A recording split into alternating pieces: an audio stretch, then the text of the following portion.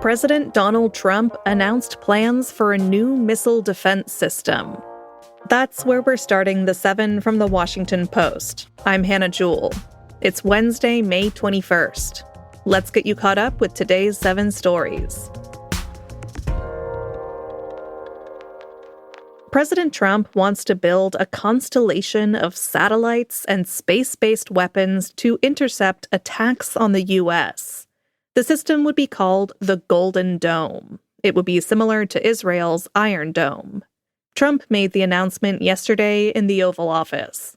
In the campaign, I promised the American people that I would build a cutting-edge missile defense shield to protect our homeland from the threat of foreign missile attack. And that's what we're doing. Today, I'm pleased to announce that we have officially selected an architecture for this state-of-the-art system that will deploy next-generation technologies across the land, sea, and space, including space-based sensors and interceptors. Trump has pushed for this for months, citing threats from countries such as Russia, China, and North Korea. According to the Congressional Budget Office, it could cost up to $542 billion over the next 2 decades.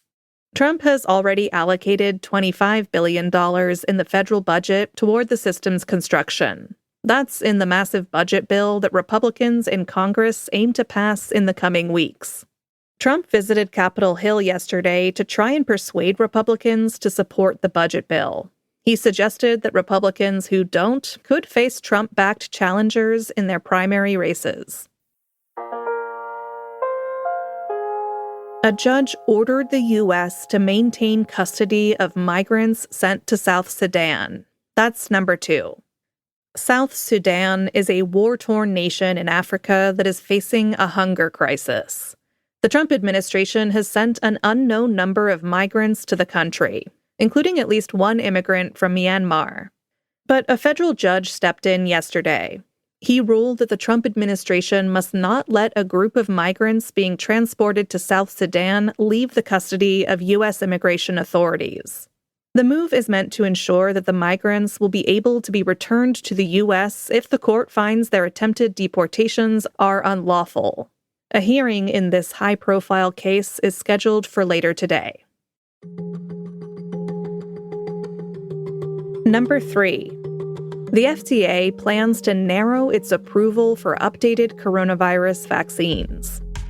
The Food and Drug Administration revealed yesterday that it will limit its recommendations for COVID shots. The vaccines will only be approved for adults over 65 and people with health conditions that put them at a high risk for severe COVID. That includes people who are pregnant or who have asthma, diabetes, cancer, or obesity. It's not clear if others will still be able to get the vaccines, or if insurance would cover it if they did. But the new guidelines still apply to a lot of people. According to the CDC, about 74% of adults have at least one condition that puts them at higher risk. Still, though, the change marks a significant shift in the FDA's approach to greenlighting COVID shots. Israel is under increasing pressure from allies over its plans for Gaza. That's our 4th story. After more than 19 months of brutal war, the patience of some of Israel's Western allies appears to be running out. In Brussels yesterday, the European Union announced it would begin a formal review of its trade accord with Israel. Meanwhile, Britain suspended its trade talks. Yesterday in Parliament, Britain's Foreign Minister David Lammy responded to comments from far-right Israeli Minister Bezalel Smotrich. Smotrich has said that Gaza will be destroyed and depopulated. We must call this what it is. It is extremism. It is dangerous. It is repellent. It is monstrous, and I condemn it in the strongest possible terms. On Monday, the leaders of Britain, France, and Canada threatened further action against Israel if conditions in Gaza do not improve. Their joint statement said that the level of human suffering in Gaza is intolerable. Israel's renewed military offensive and blockade of food into the enclave has put more than 2 million people at critical risk of famine. Number 5. a jail employee was arrested in connection with the escape of inmates in New Orleans. On Friday, 10 inmates escaped from Orleans Parish Justice Center by breaking through a wall behind a toilet in a cell. It sparked a manhunt for what authorities described as armed and dangerous men. At least half of the escaped inmates have since been captured. And there was another key update from the investigation yesterday. Authorities said a maintenance worker was charged with assisting the escape. The man told investigators he was forced to turn off the water in the cell and that an inmate threatened to shank him if he refused. The lack of water allegedly helped the inmates pull off their brazen jailbreak, which they punctuated by taunting authorities in a message written on the cell wall. It said, "Catch us when you can." Earth may already be too hot for the survival of polar ice sheets. That's number 6. 10 years ago, the world set its most important climate goal, limiting planetary warming to 1.5 degrees Celsius or 2.7 degrees Fahrenheit above pre-industrial levels. That target is already slipping out of reach. But scientists had thought that if the Earth could stay below that threshold, a major rise in sea levels might at least be staved off. In new research, though, scientists have shown that if the world warms up by 1.5 degrees, polar ice sheets will probably continue to quickly melt. They also showed that this could happen even if the planet stays at its current level of 1.2 degrees above pre-industrial levels. The team focused on Antarctica and Greenland. Together, they could raise global sea levels by more than 210 feet if they melted.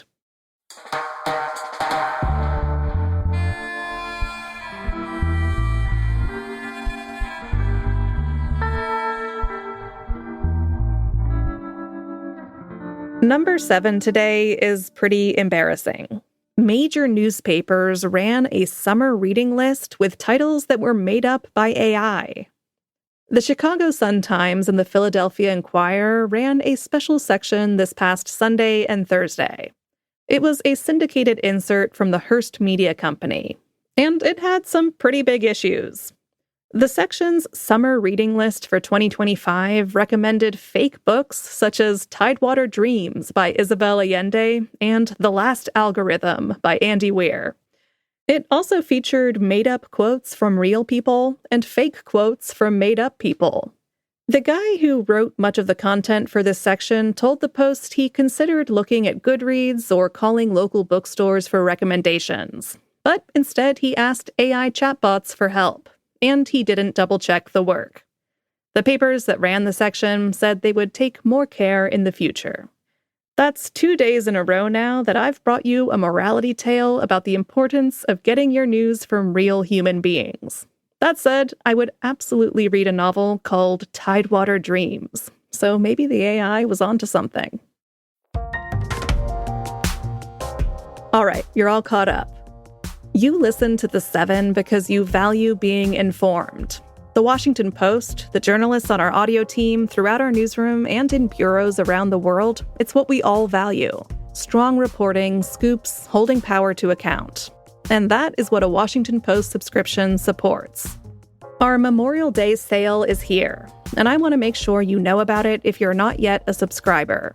Signing up right now is a way to show how much you value our work here on the show and beyond.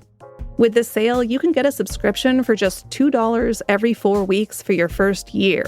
And after that, it's just $12 every 4 weeks, and you can cancel anytime. As always, there's a link to subscribe in our show notes, or you can go to washingtonpost.com/subscribe. One more time, that's washingtonpost.com/subscribe. It's a limited time offer, so take advantage of it now. I'm Hannah Jewell. I'll meet you back here tomorrow.